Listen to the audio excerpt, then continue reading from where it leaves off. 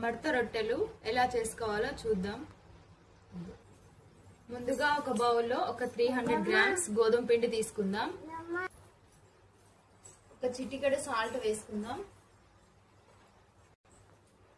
ఒక spoon oil వేసుకుందాం. ఇది బాగా కలుపుకొని కొంచెం వాటర్ వేస్తూ కలపాలి. వాటర్ ఒకేసారి ఎక్కువ వేసుకోకూడదు, కొంచెం కొంచెం వేసుకోవాలి.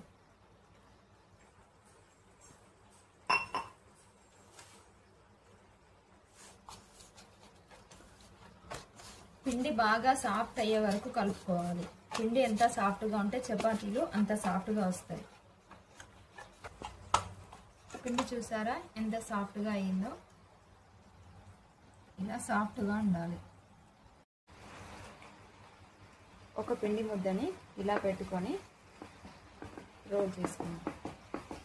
చేత్తో ఆయిల్ తీసుకొని కొంచెం అప్లై చేసి మరోవైపు తిప్పుకోవాలి.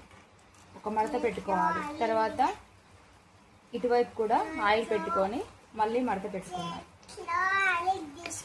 కొంచెం పిండి తీసుకొని పొడి పిండిని ఇలా అటు ఇటు తిప్పుకొని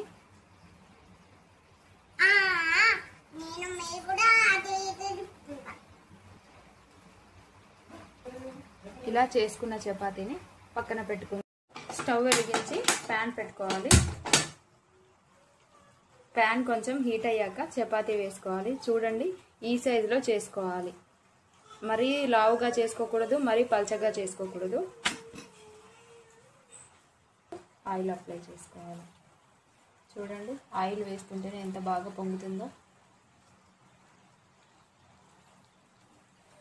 ఇప్పుడు మరో వైపుకు తిప్పుకుందాం.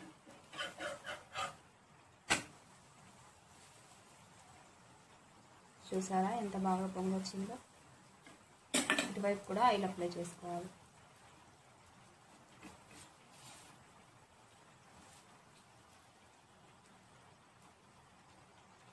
ఇలా తిప్పుకుంటూ రెండు వైపులా బాగా కాల్చుకోవాలి. చూడండి ఫ్రెండ్స్, వేడి వేడి చపాతీలు రెడీ అయిపోయాయి. ఎంత సాఫ్ట్గా వచ్చాయో చూడండి. చూడండి ఎంత సాఫ్ట్గా ఉన్నాయో.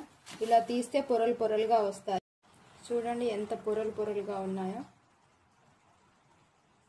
మెల్లిగా తీయండి. చూసారా ఒక్కొక్క పొర ఎంత సాఫ్ట్గా ఉందో? మీరు కూడా ఒకసారి ట్రై చేసి ఎలా వచ్చిందో చెప్పండి.